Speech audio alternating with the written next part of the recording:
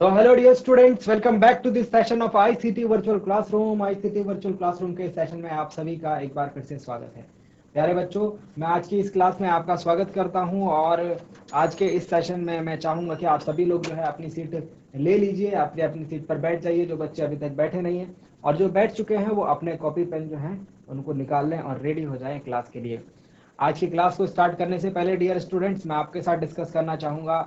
आज गुरु पूर्णिमा है और गुरु पूर्णिमा का जो इम्पोर्टेंस है, गुरु पूर्णिमा का जो महत्व है वो इंडिया में और इंडियन एजुकेशन में काफ़ी ज़्यादा है। क्योंकि इंडिया की जो एजुकेशन है, हमारी जो एजुकेशन है वो एक गुरु की तरफ जो है, गुरु के प्रति जो है बहुत ज़्यादा हमारा आदर रहता है। हम लोग बहुत ज़्यादा डेडिकेटेड रहते हैं गुरु के प्रति, क्योंकि हम लोग काफ़ी बातें मानते हैं।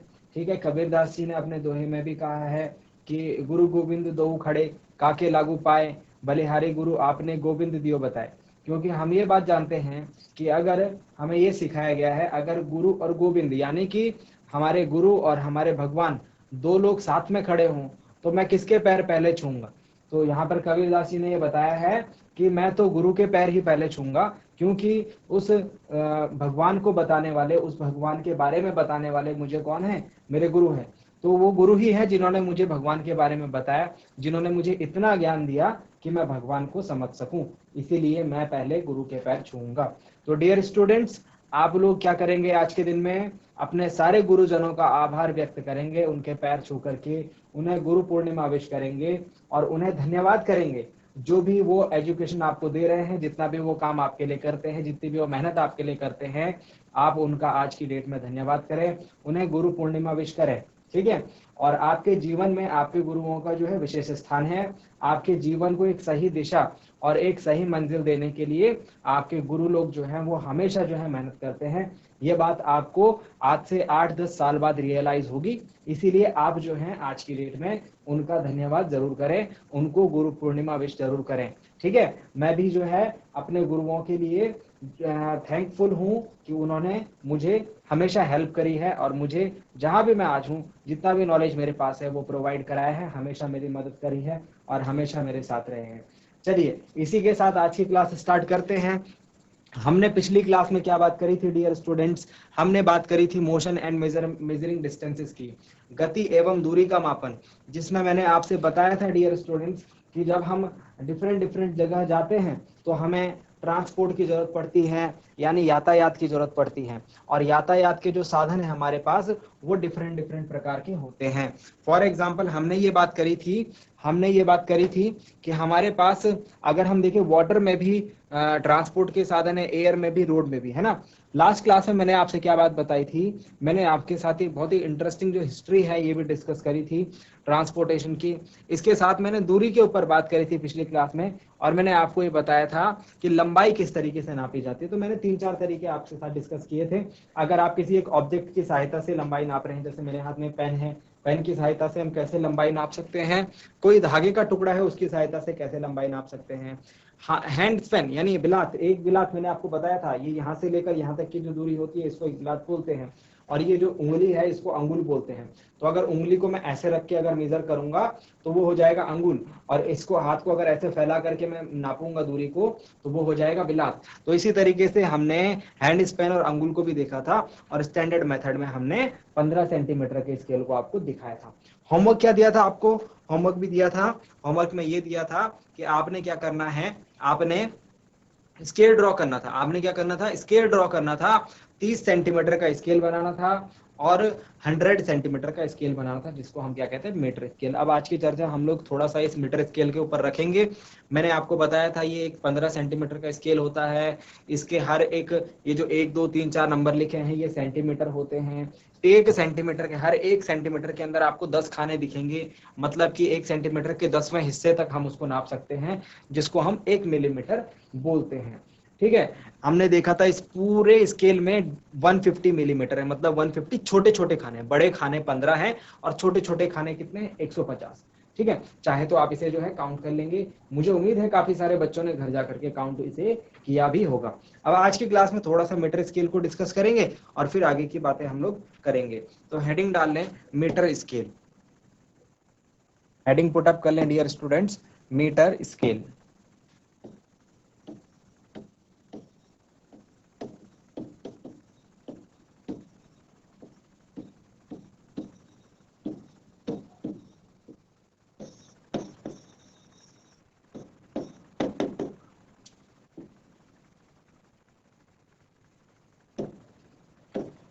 मीटर स्केल जल्दी से लिखेंगे प्यारे बच्चों। चलिए, तो मीटर स्केल के बारे में कुछ पॉइंट्स हम यहाँ पर मेंशन आउट करेंगे। नंबर 1, मीटर स्केल क्या होता है? एक मीटर स्केल में 100 सेंटीमीटर के स्केल जो होता है उसको हम कहते हैं, एक मीटर स्केल हम किसको कहते हैं? 100 सेंटीमीटर के स्केल को, 100 सेंटीमीटर के स्केल को हम क्या कहते हैं? मीटर स्केल कहते हैं। ठीक है, एक मीटर स्केल होता है, उसमें 1 से लेकर 100 तक के सेंटीमीटर जो है हमको मेंशन किए हुए होते हैं। ठीक है, जैसे हमने पीछे देखा था 15 सेंटीमीटर का स्केल था ना, 15 सेंटीमीटर का इतना छोटा, फिर 30 सेंटीमीटर का इतना बड़ा हो जाएगा, और 100 सेंटीमीटर का मतलब 1 मीटर स्केल लगभग इतना बड़ा आपको देखने को मिलेगा, है ना। ये जो जनरली हम लोग यहाँ से इस कोने से और यहाँ तक की जो लंबाई है, ठीक है, एक एडेंट की, वो नापते हैं 1 मीटर में। देखो ये जो लंबाई है ना, यहाँ हाथ के इस टिप से और यहाँ तक की, इस पॉइंट तक की, ये जो लेंथ है वो जनरली 1 मीटर में कंसिडर की जाती है। बट फिर मैंने आपको बताया कि ये हाथ जो है किसी का लंबा छोटा हो सकता है ना। ये चेस्ट, ये जो ये वाला पार्ट है किसी का ज़्यादा चौड़ा, फिर कम हो सकता है। तो इसीलिए हम ये ट्रेडिशनल जो हम मेथड है इसको यूज़ नहीं करते हैं। हमारे पास एक मीटर स्केल होता है, उससे हम लोग मेजरमेंट जो है करते हैं। तो 100 सेंटीमीटर तक उसमें नंबर लिखे होते हैं, उसको हम मीटर स्केल कहते हैं। साथ ही साथ प्यारे बच्चों, ये हमको टेलर की शॉप पर देखने को मिल जाएगा। टेलर की शॉप पर जो कि क्या करते हैं? कपड़े सिलते हैं, क्लॉथ स्टिचिंग का जो काम करते हैं, वहां पर कपड़े की लंबाई नापने के लिए कि कितना कपड़ा आपको लगेगा। अगर आप कोई अपने लिए ड्रेस बना रहे हैं तो उसमें आपको 1 मीटर कपड़ा लगेगा, 1.25 मीटर लगेगा, 1.5 मीटर लगेगा, कितना कपड़ा लगेगा उसको मेजर करने के लिए टेलर जो है, टेलर की शॉप में जो है, दर्जी की दुकान में ये मीटर स्केल होता है। अच्छा, एक और चीज आपसे बताई जाए, एक होता है मेजरिंग टेप, एक होता है मेजरिंग टेप। अब इसको जरा ध्यान से समझना, ये दोनों चीजें आपको कंफ्यूज कर सकती हैं। एक होता है मीटर स्केल और एक होता है मेजरिंग टेप। सॉरी, एक होता है मेजरिंग टेप,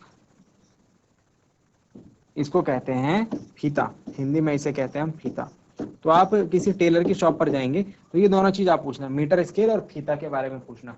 अच्छा, मीटर स्केल से आप क्या कर सकते हैं? कपड़े की लंबाई को नाप सकते हैं। अब मैं बोलूँ एक पेड़ है, एक पेड़ का आपको ऐसे गोलाई नापनी है, एक पेड़ की गोलाई। अब वो मीटर स्केल जो है ऐसा बिल्कुल एक लकड़ी की तरह सीधा होता है।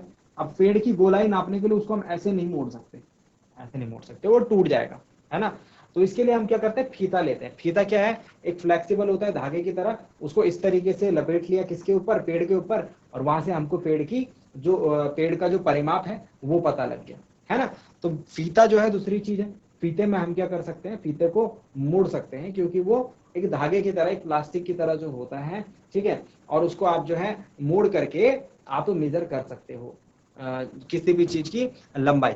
और मीटर स्केल क्या रहेगा? एक हार्ड रहेगा, रिजिड रहेगा, एक लकड़ी के समान रहेगा, ठीक है। इसको आप मोड़ोगे तो ये टूट जाएगा। तो ये दोनों चीजें जो है आप नोट डाउन कीजिए। ये फीता जो है, आप इस फीते से क्या चीज नाप सकते हो? जैसे मैं एग्जांपल के तौर पर लिखूं तो पेड़ की गोलाई, पेड़ के तने की गोलाई,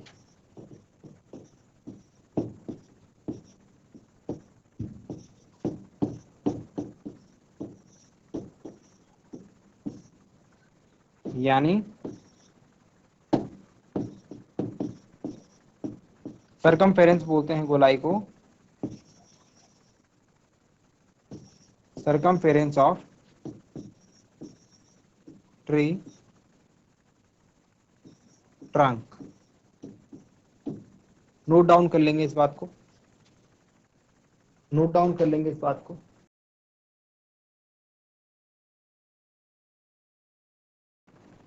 चलिए, तो ये सारी बातें होने के बाद आपको क्या करनी है? एक एक्सरसाइज करनी है। ये सारे काम होने के बाद आपको क्या करना है? एक एक्सरसाइज करनी है आपको।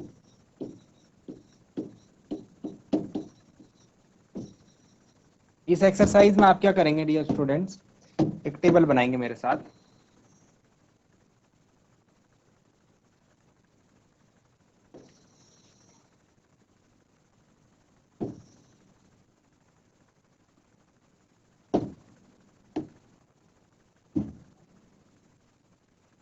इस तरीके से एक टेबल बनाएं।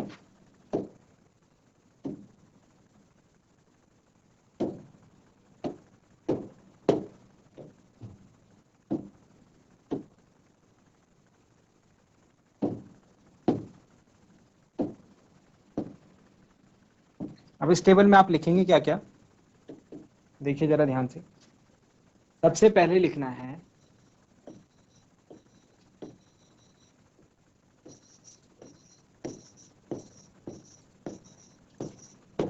Who measured.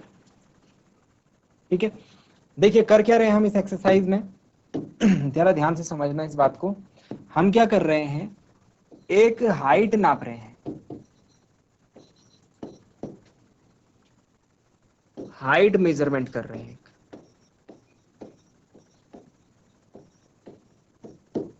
ए बी की। अब ये ए बी क्या है ये मैं समझाता हूं आपको।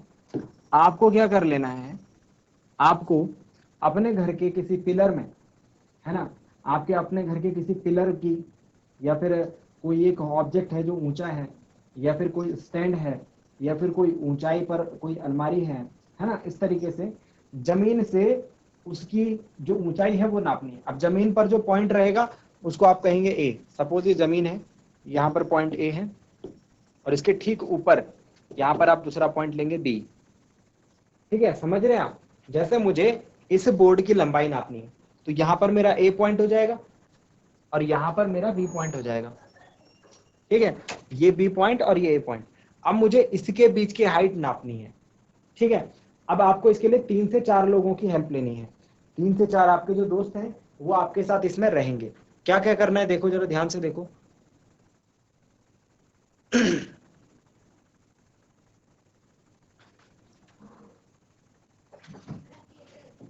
Who measured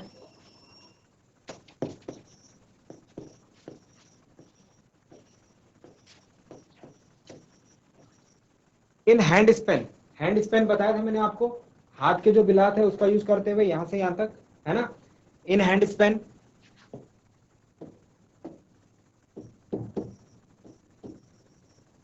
in centimetre. मतलब सपोज क्या करा, सपोज एक लड़का है जिसका नाम है, सपोज एक लड़का है जिसका नाम है अमन। ठीक है, आपका दोस्त, उसने क्या करा, ये जो ए बी आपने जो डिसाइड करा है वो आपको डिसाइड करना है। ए बी आपको डिसाइड करना है, ए से बी आपको डिसाइड करना है। जैसे कोई खंबा हो गया आपके घर में, तो उसमें बीच में आप कुछ ले लीजिए जिसको आप, जो आपके रेंज में हो, है ना। इस तरीके से आप ए बी को खुद से डिसाइड करना। अब उसके बाद उसको पहले अमन क्या करेगा, अपने हाथ से नापेगा बिलात बिलात करके, जैसे मैंने बताया था कल। ठीक है, तो सपोज इसने 8 हैंड स्पेन में उसको नापा, इस तरीके से करके 8 हैंड स्पेन आ गई उसकी ऊंचाई। और सेंटीमीटर में अगर नापा, सेंटीमीटर में अगर नापा तो ये निकल के आया सपोज 100 सेंटीमीटर। कितना निकल के आया, सेंटीमीटर रखा, सेंटीमीटर वाला स्केल, ठीक है, और 100 सेंटीमीटर जो है निकल के आया। अब दूसरा व्यक्ति जो है, दूसरा बच्चा, सपोज मैं कहता हूं कि दूसरा दूसरा बच्चा है काजल,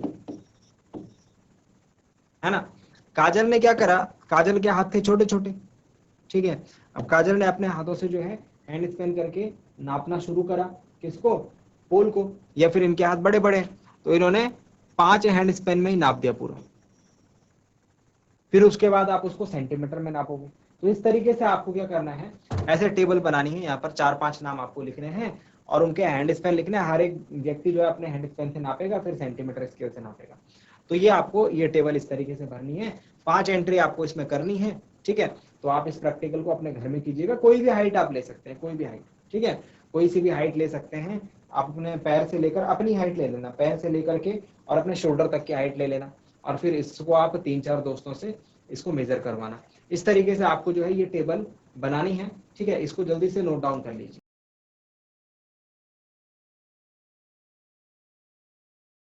चलिए, इसके बाद हम नेक्स्ट पॉइंट के ऊपर आते हैं। इसके बाद हम नेक्स्ट पॉइंट के ऊपर आते हैं, हेडिंग पुट अप करेंगे।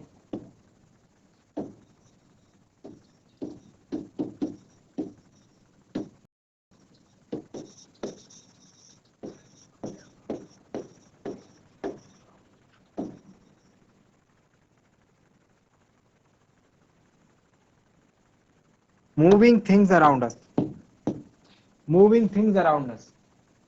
इसको करने के लिए हम क्या करेंगे, एक टेबल फिर से बनाएंगे। एक टेबल को फिर से बनाएंगे। अब मैं पीछे वाले टेबल को ही जो है इसको ही कॉपी कर लेता हूं। इसमें हमको चाहिए होंगे सिर्फ और सिर्फ 2 कॉलम्स।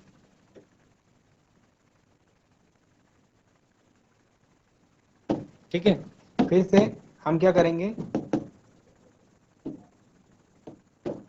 यहां पर देखना हम क्या एक एंट्री कर रहे हैं। ठीक है, मजा आएगा आपको इसको करने में। आपके आसपास काफी सारी ऐसी चीजें हैं डियर स्टूडेंट्स जो कि मूव करती हैं, और काफी सारी चीजें ऐसी भी हैं जो कि रेस्ट में रहती है, मतलब जो मूव नहीं करती, जो हिलती डुलती नहीं है पूरे दिन में। फॉर एग्जाम्पल, आपका जो टेबल है, आपकी जो कुर्सी है, अगर उसे एक जगह पर छोड़ दिया जाए तो वो दिन भर जो है या फिर महीने भर जो है उसी जगह पर पड़ी रहेगी, अनटिल अनलेस कि उसे कोई हिलाए। ठीक है, तो हम देखते हैं हमारे आसपास काफी सारी चीजें ऐसी होती हैं जो कि मूव नहीं करती हैं, जो कि हिलती डुलती नहीं है अपनी जगह से, अपनी ही जगह पर जो है, एक ही जगह पर जो है वो बनी रहती हैं। उनको हम कहते हैं थिंग्स एट रेस्ट या फिर ऑब्जेक्ट्स एट रेस्ट। रेस्ट मतलब रुकना, ऑब्जेक्ट्स एट रेस्ट। और इसके अलावा दूसरे ऑब्जेक्ट्स हमारे पास होते हैं जो कि मूव करते रहते हैं, जो कि क्या करते हैं, मूव करते रहते हैं। Objects moving, objects at rest and objects moving.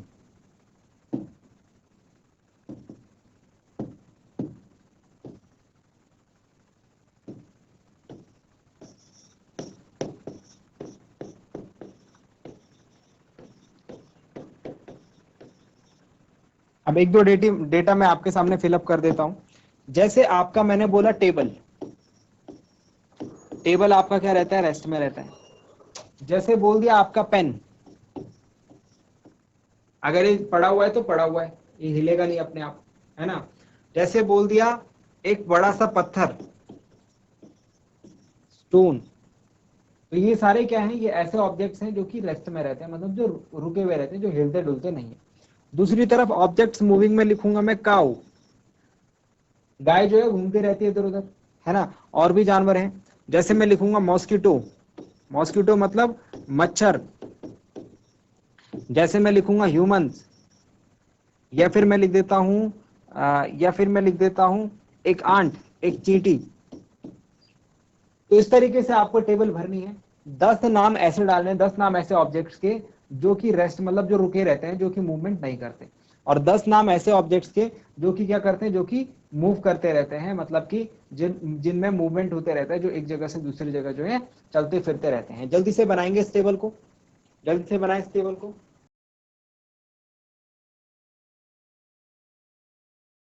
चलिए बच्चों, तो आपने टेबल बना ली होगी। इस टेबल में आपने क्या करना है, एक तरफ ऐसे ऑब्जेक्ट लिखने हैं जो कि रेस्ट में रहते हैं, जो कि मूवमेंट नहीं करते हैं, और एक तरफ आपने ऐसे ऑब्जेक्ट लिखने हैं जो कि मूवमेंट करते हैं, एक जगह से दूसरी जगह आते जाते रहते हैं। ठीक है, ये आपने क्या करना है, ये होमवर्क में आपने 10 ऑब्जेक्ट्स ऐसे 10 ऑब्जेक्ट जो हैं वो दोनों तरफ लिख के लाने हैं। होमवर्क में आपने 10 ऑब्जेक्ट्स इस तरफ, 10 ऑब्जेक्ट्स इस तरफ जो है लिख के लाने हैं। जल्दी से पहले होमवर्क नोट करेंगे, फिर एक दो बातें आपके साथ और डिस्कस करता हूं।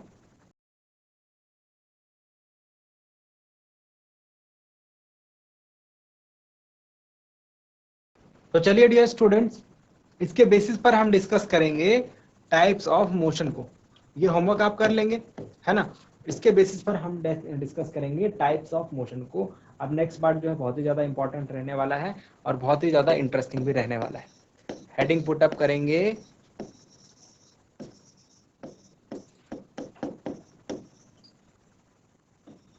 टाइप्स ऑफ मोशन, यानी गति के प्रकार, गति के प्रकार। गति के प्रकार में डियर स्टूडेंट्स हम क्या डिस्कस करते हैं, गति के प्रकार में हम डिस्कस करते हैं, आपने देखा होगा एक चींटी को जब हम जमीन पर चलता हुआ देखते हैं तो चींटी कुछ ऐसे ऐसे चलती है ना, कहीं भी चल जाएगी, किसी भी रास्ते चल जाएगी। ठीक इसी तरीके से हम देखते हैं कि अगर एक जो आर्मी के जवान हैं, एक फौज के जो जवान हैं और उसकी उनकी जो एक टुकड़ी है, तो वो अगर वो मार्च करते हुए चल रहे हैं तो मार्च करते हुए कैसे चलते हैं, बिल्कुल अगर यहाँ से मार्च करना उन्होंने स्टार्ट करा तो बिल्कुल सीधे जो है वो चलते हैं, है ना। आपने ये भी देखा जो आपका पंखा है वो ऐसे गोल गोल गोल गोल घूमता है ना, इस तरीके से गोल गोल गोल गोल घूम रहा है। आपने ये भी देखा है कि जो आपकी जो घड़ी है, जो घड़ी का पेंडुलम है, देखो ये क्लॉक होती है प्यारे बच्चों, और इसके नीचे इस तरीके से एक पेंडुलम लटका होता है। तो जब घड़ी में कुछ 12 बजते हैं या फिर 1 घंटे का समय होता है तो ये पेंडुलम इधर और इधर, इधर और इधर ऐसे मूव करता है ना, है ना। तो ये भी एक मोशन है। इसी तरीके से हमने देखा है कि बहुत तरीके के मोशन जो है हमारे आसपास चारों तरफ होते हैं। कोई चीज बिल्कुल सीधे चलती है, कोई चीज गोल गोल घूमती है, कोई चीज इस तरीके से मोशन करती है ना। तो हम देखेंगे गति के कितने प्रकार होते हैं, गति के कितने प्रकार होते हैं, विभिन्न प्रकार की जो है गतियां होती हैं, इसको हम नोट डाउन करेंगे। तो जल्दी से पॉइंट लिखेंगे, गति के प्रकार, कॉपी में लिखे हैं गति के प्रकार। हेडिंग पुटअप करेंगे अपनी कॉपी में। तो गति के प्रकार हम लोग बात करेंगे अपनी अगली क्लास में। एक बार आपको आपका होमवर्क याद दिला देता हूं। होमवर्क में आपको क्या करना है, होमवर्क में आपको ये टेबल फिलअप करके लानी है। इसमें आपको 10 ऑब्जेक्ट्स फिल करने हैं, 10 वस्तुओं के नाम लिखने हैं।